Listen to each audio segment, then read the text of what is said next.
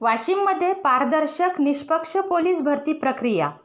Police अधीक्षक अनुज तारे 68 police पदांकरिता 19 जूनपासून वाशिमच्या पोलीस कवायत मैदानावर उमेदवारांची निष्पक्षपणे व पारदर्शक पद्धतीने मैदानी चाचणी घेणे सुरू आहे। बुधवारी 686 उमेदवार मैदानी चाचणी करण्यात आली। दिनांक 20 जून गुरुवारी 1405 उमेदवारांना मैदानी चाचणीकरिता बोलावण्यात आले आहे।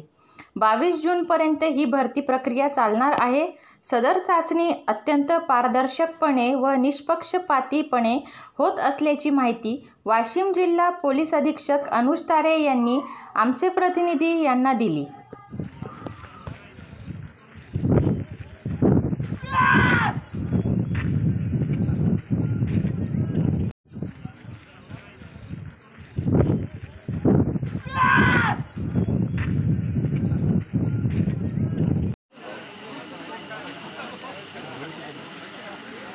तुम्ही कशी काढला? कोण आहे? कोण आहे? पत्रकार बोलू बरं।